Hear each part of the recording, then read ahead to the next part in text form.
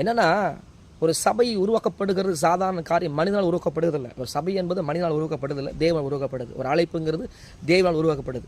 அப்போது சபைக்காக கிரயங்கொண்டு கிரயத்தை கொடுத்த ஒரு கர்த்தர். சபை கர்த்தருடையது. இப்போ சபை கர்த்தருடையதாக இருக்கும்போது அநேக ஓநாய்கள் பக்க வெளியிலிருந்து வந்து கள்ள உபதேசங்களையும் கள்ள ஜபங்களையும் கள்ள போதனைகளை கொண்டு வந்து சபையில் இருக்கிற ஆத்துமாக்களை பிரிக்கிறாங்க. சபை விட்டு பிரிக்கிறாங்க. சபையை விட்டு யார் பிரித்தாலும் சாபம் தான். அது சாபம் தான். நான் சொல்லுகிறேன், சபையை விட்டு ஒரு தேவ பிள்ளையாக இருக்கலாம். நீங்கள் தேவ பிள்ளையாக இருந்தாலும் என்னென்னா உங்களுக்கு சபையில் தாழ்த்த முடியல, சபையில் இருக்க முடியல, நீங்கள் தேவ பிள்ளையே இல்லை. முதலாவது தெரிஞ்சுக்கோங்க, ஏசப்பா இவ்வளோ ஞானம் உள்ளவராக இருந்தும் பிதாவோட சித்தத்தை செய்ய அவர் பிதாவை கீழ்ப்படிஞ்சார். இன்றைக்கி அநேகர் கீழ்ப்படிய முடியல. பெருமை, கொஞ்சம் தெரிஞ்சுட்டா பெருமை, ஆவிக்கு ஒரு பெருமை தெரியும், எனக்கு எல்லாம் தெரியும் நினைக்கிறாங்க. இல்லவே இல்லை, ஒரு மண்ணும் தெரியுதில்லை. அதனால தான் போய் கள்ள உபதேசங்களில் கள்ள காரியங்களில் மாட்டிக்கொள்கிறாங்க. இன்றைக்கி கிருபி வருஷத்தில் மாட்டிக்கொள்கிறாங்க. சபைக்குள்ள அடங்காத யார் உட்காந்துருக்க நினைக்கிறீங்க? சபையில் அடங்காதவன், கீழ்ப்படியாதவன், இந்த எப்படி சொல்கிறது, எச்சரிப்பு செய்தியை கேட்காதவன், அவனுக்கு பாவத்தை குறித்து பேசக்கூடாது.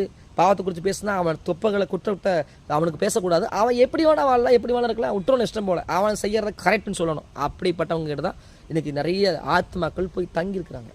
ஆனால் பரலோகமா வாய்ப்பே இல்லவே இல்லை.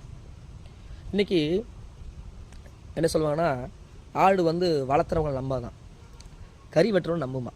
இது ஒரு பழமொழி. இன்றைக்கி நிறைய இடங்கள் நடக்கிற விஷயம் என்னென்னா, வளர்த்துறவங்கள நம்பாது ஆடு. அதே போல் தான் மேய்ப்பர்களை அநேகர் நம்புறதில்லை. மேய்ப்பர்கள்ட்ட 1000 குறை இருக்குது, மேய்ப்பர்கிட்ட அநேக குற்றங்கள் குறை இருக்குது. ஆனால் ஜெபிக்கிறது இல்லை. அவங்களுக்காக யார் ஜெபம் பண்ணுறான்? குறை சொல்கிற மட்டும் 1000 பேர் குறை சொல்கிறான்.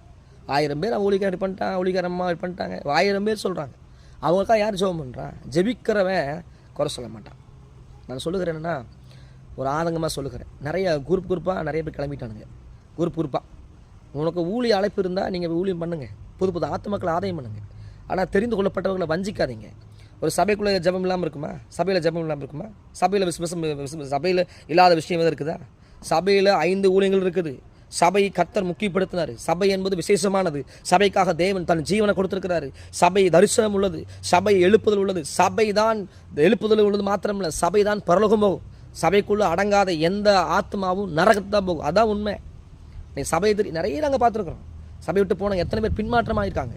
சபைக்குள்ளே இல்லாதவங்க, அடங்கி கீழ்ப்படியாதவங்க எத்தனையோ பேர் பாவத்தில் குடிகாரர்களுக்கு எனக்கு தெரியும். எங்கள் நான் சொல்லுகிறேன் 2012 சொல்லுகிறேன், ஒரு குறிப்பிட்ட ஒரு குரூப்பாக நேசம் எடுத்தாங்க, இயேசுவை ஏற்றுக்கொண்டாங்க. ஆனால் சபைக்குள்ள கட்டுப்பாடுகள் வரும்போது, சபையுடைய காரியங்களில் கீழ்ப்படியாமல், சபையுடைய காரியங்கள் எதுவும், சபைக்கு ஜபத்துக்கு வர மாட்டாங்க, ஆராய்க்கு வர மாட்டாங்க, இஷ்டம் போல அவங்க யார் எந்த ஒளிகாரை கூப்பிட்டாலும் போகிறது, யார் ஜோமனால் போய் தலையை காட்டுறது, யார் கிட்ட போய் நிற்கிறது. ஜெபிக்கிறது தப்பா? ஜெபிக்கிறது தப்பு இல்லைங்க. தனித்துவமாக